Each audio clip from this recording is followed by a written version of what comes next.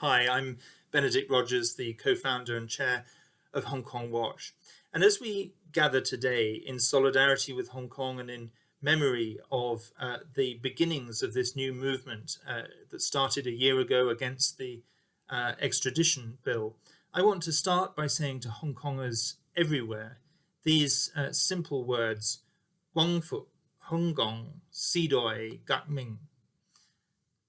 As we think back to the events a year ago, and we remember those inspiring scenes of 1 million people taking to the streets peacefully to protest against the extradition bill, and then a week later, 2 million people taking to the streets, despite police brutality, despite tear gas and pepper spray and rubber bullets and batons and people being beaten.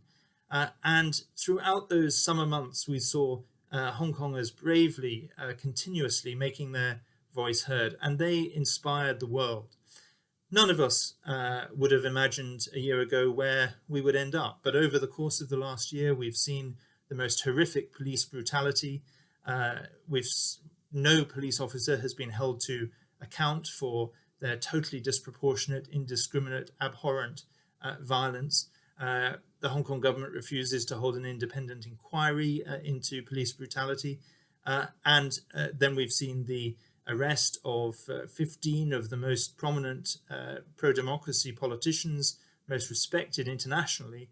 And finally, we've seen the imposition by Beijing through the National People's Congress of the national security law that will totally decimate Hong Kong's freedoms, rule of law, and autonomy. It will drive a spoke through one country, two systems. It's a flagrant breach of international law and an international agreement, the Sino-British Joint Declaration.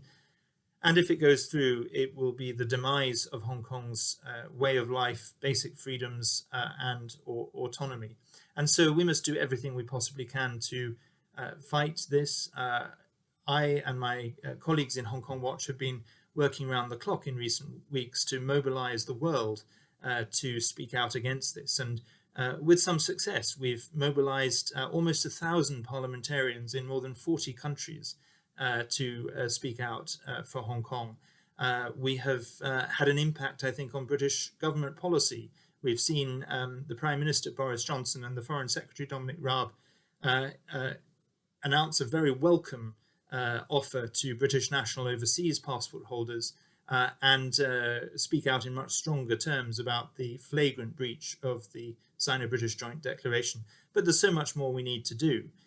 We need to urge the United Nations to speak out and ideally to create a UN special rapporteur to monitor human rights in Hong Kong, especially if the security law goes through. We need to encourage governments around the world to coordinate with each other, to have a lifeboat rescue policy, to help those particularly vulnerable frontline Hong Kong pro-democracy activists who aren't BNOs, but who will be very vulnerable under the national security law and who may need a place of sanctuary. We need to coordinate as an international community how we're going to help them.